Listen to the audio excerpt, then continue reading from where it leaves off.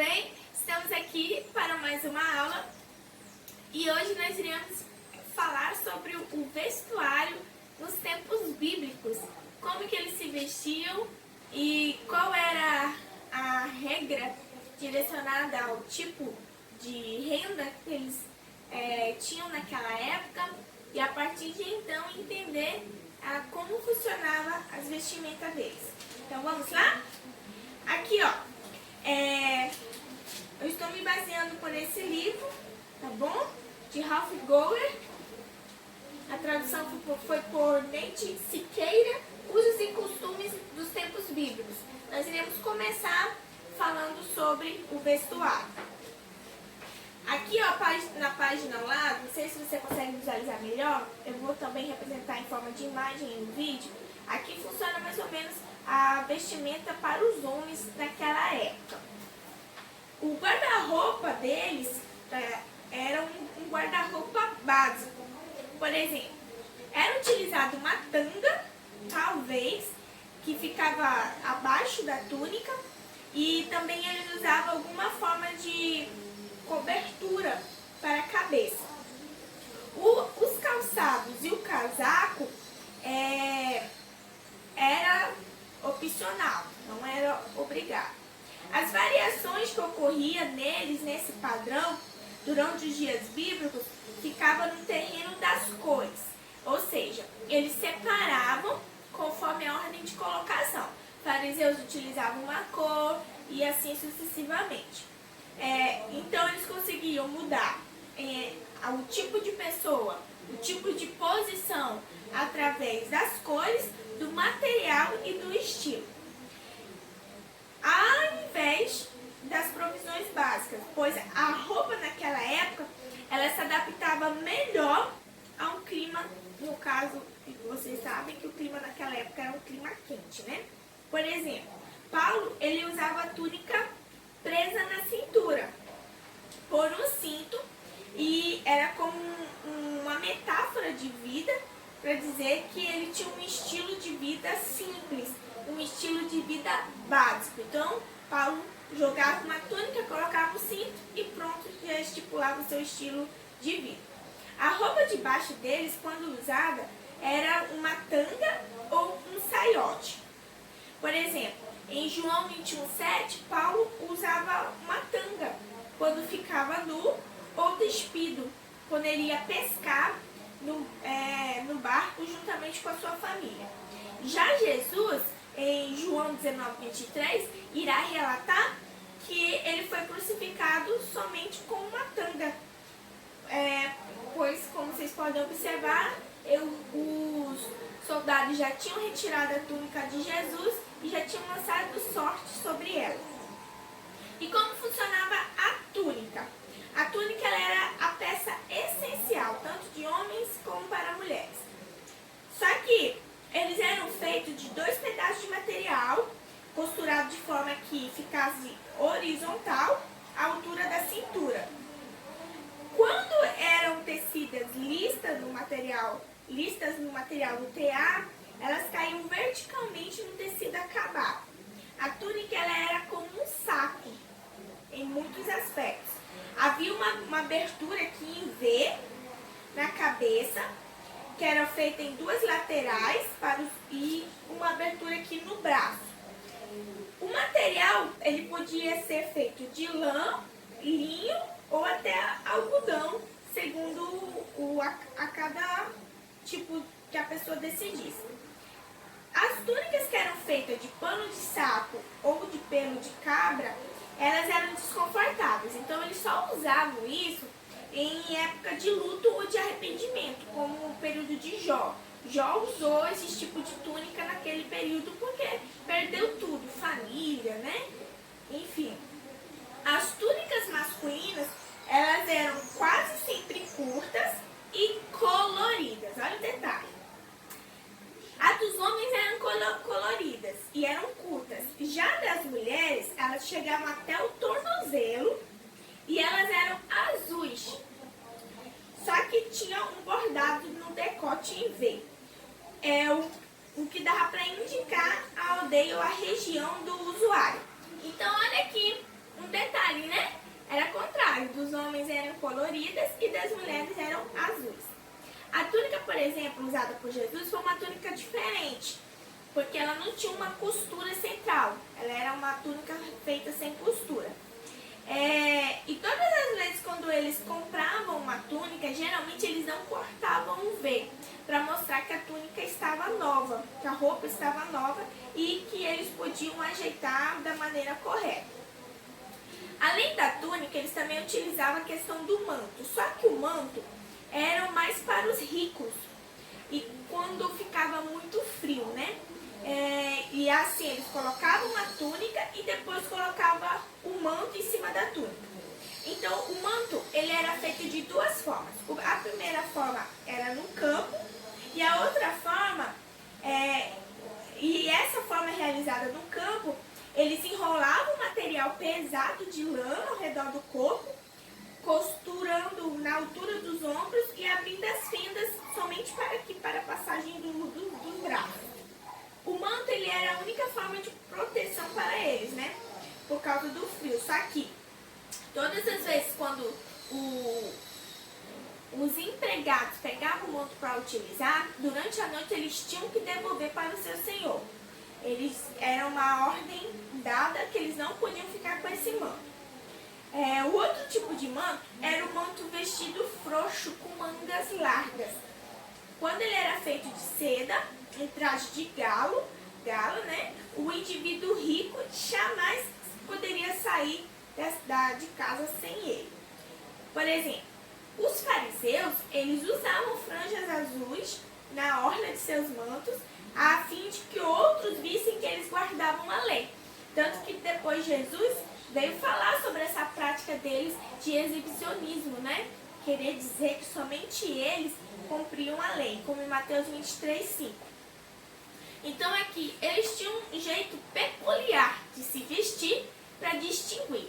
Por exemplo, os fariseus queriam especificar que eles eram os únicos que cumpriam a lei e por isso que usavam a gola a orla dos seus mantos conforme eles queriam. Também existiam os calçados aqui, ó, como vocês podem visualizar. Os calçados, como funcionavam? Isso aqui é um calçado do século I depois de Cristo, encontrado na fortaleza de Massada. Os pobres, geralmente eles andavam descalços, né? Mas os outros que tinham eram sandálias simples. A sola era feita de um pedaço de couro de vaca, na forma do pé da pessoa. Ela era ligada ao pé por uma tira comprida, que passava através da sola, entre o dedo maior e o segundo dedo do pé. E era amarrada ao redor do tornozelo, como em Lucas 3,16. Um outro modelo prendia alças feitas ao redor da sola com uma tira, cruzando por sobre o pé. Chinelos eles também utilizavam naquela época. Além dos calçados, eles também tinham uma forma de chapéu. A maioria dos homens, eles usavam uma cobertura no alto da cabeça. Era um tipo de material dobrado em forma de tira, com um dos lados virados para cima, de modo a dar uma aparência de turbante. Já conseguiram ver um turbante? Eu vou deixar a imagem para vocês.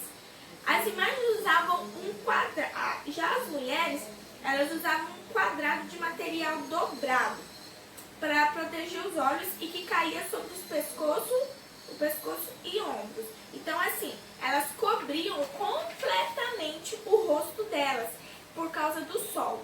E a mulher, ela tinha um véu transparente que ficava sobre a cabeça para não mostrar o seu rosto em público.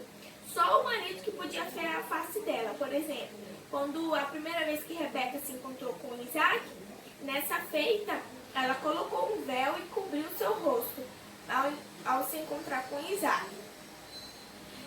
E depois, quando fosse realizado o casamento, na cerimônia, o véu era retirado do rosto da noiva e era colocado no ombro do noivo, representando o que Isaías 9,6 disse: o governo está sobre os seus ombros. Além dessa questão do chapéu, tinha também a questão da limpeza dessas roupas. As roupas elas eram lavadas, permitindo que a água limpa de um regato passasse pela trama do tecido, removendo aquela sujeira, ou colocando as roupas molhadas sobre uma pedra chata e esfregando essa sujeira. Davi, ele até usou essa ideia para simbolizar que quando se lavava uma roupa, estava limpando a sua alma do pecado.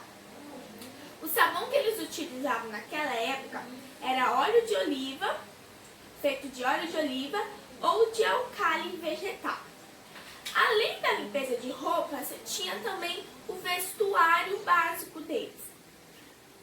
Só que assim, como nós podemos saber, poucos tinham acesso, né, a roupas e muito menos roupas de alto preço.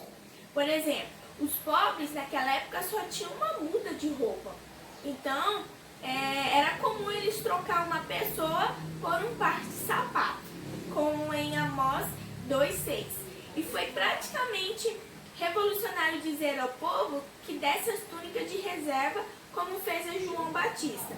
Então, assim, muitos dos nomes das peças são gregos, mas os padrões básicos, eles são exatamente os mesmos. As roupas, elas tinham muita importância, que rasgá-las em pedaços seria um sinal de intenso sofrimento ou luto, como João 1,20, quando ele recebeu as notícias que seus filhos foram morrendo e que ele perdeu tudo e depois as chagas, ele foi rasgando suas vestes. Aquilo ali, Jó estava representando um sentimento de luto e sofrimento. Outro detalhe era a ornamentação. Além das roupas, eles usavam muitos recursos, como por exemplo, as mulheres gostavam muito de maquiagem, enfeite, tratamento de cabelo, e o que era assim relevante naquela época. Os cosméticos, por exemplo, eram feitos de couro, carbonato verde de cobre, ou com galena, sulfeto negro de chumbo. Há outro detalhe também, que eles utilizavam brincos, braceletes, pingentes, eram engastados com pedras preciosas, mas é muito difícil nós identificarmos a natureza exata das pedras nas linguagens antigas. Eles também utilizavam muito óleos, que eram base para pigmentos, que coloriam os dedos das mãos e dos pés.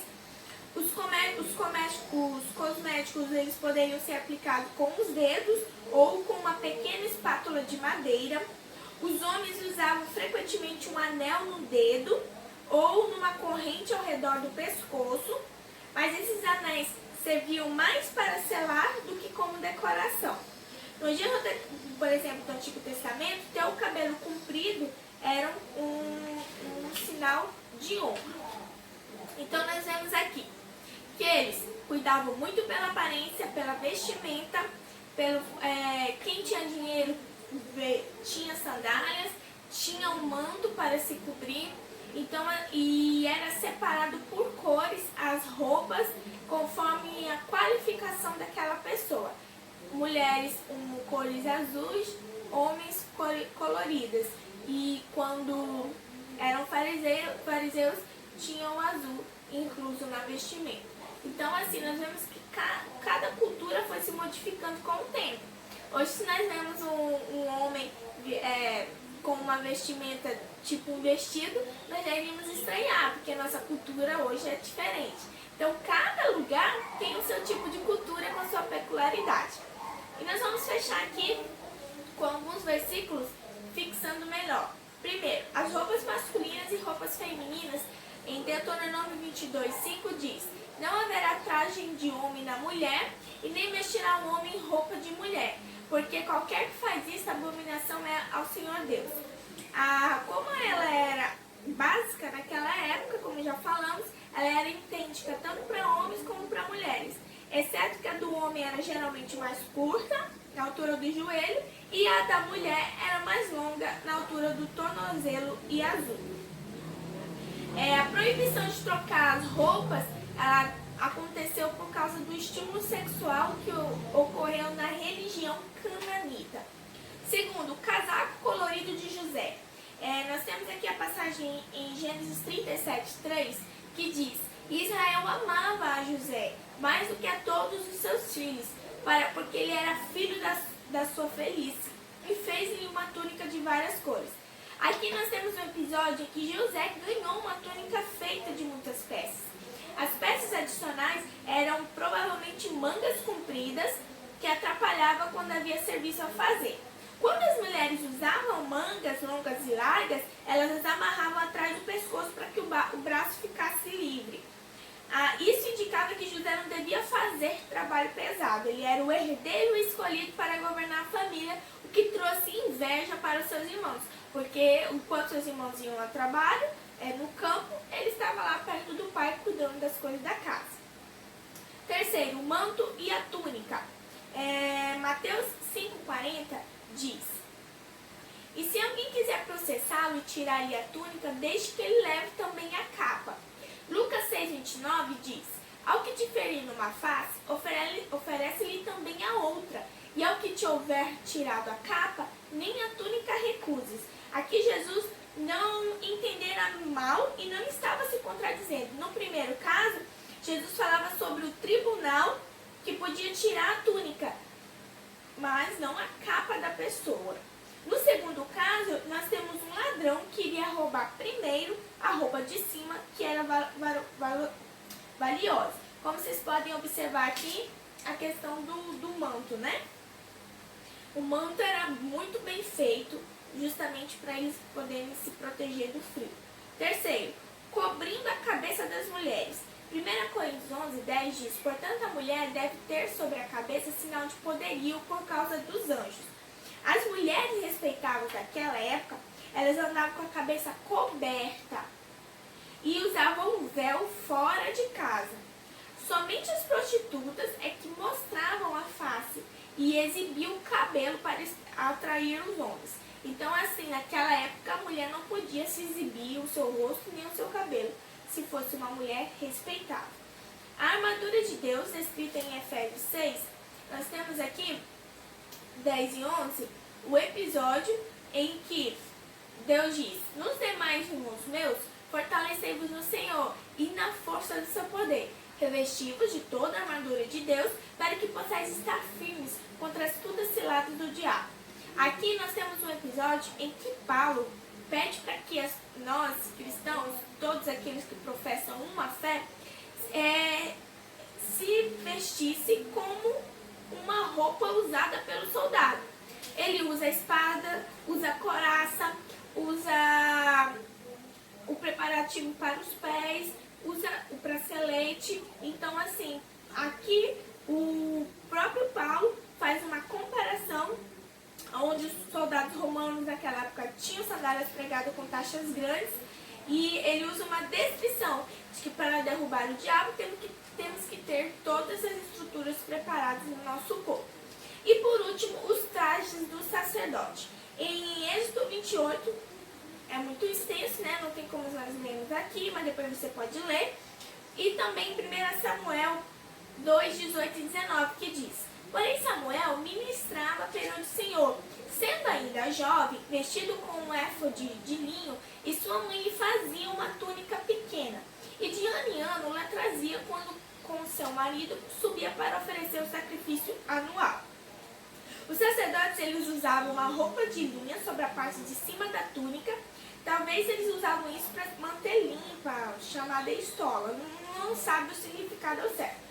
O sumo sacerdote, por exemplo, que era mais importante que o sacerdote, somente o sumo sacerdote que podia entrar no lugar santíssimo, que era um tabernáculo separado para a adoração ao nome do Senhor, o sumo sacerdote usava roupas especiais, mas continuava seguindo a provisão básica. A túnica era azul, a estola era ricamente bordada e havia nela uma espécie de bolsa incrustada e joias contendo 2 discos para determinar a vontade de Deus, ao serem lançadas sorte. A capa era branca e ele usava um turbante especial na cabeça. Então nós temos aqui um episódio: sacerdotes, levitas, pessoas comuns, mulheres e homens, como que eles se vestiam, como que funcionava o vestuário daquela época. Então essa é a nossa aula de hoje. Anote todas as informações no seu caderno e realize a atividade proposta que eu deixei na plataforma. Então é isso e até a próxima aula, se Deus quiser.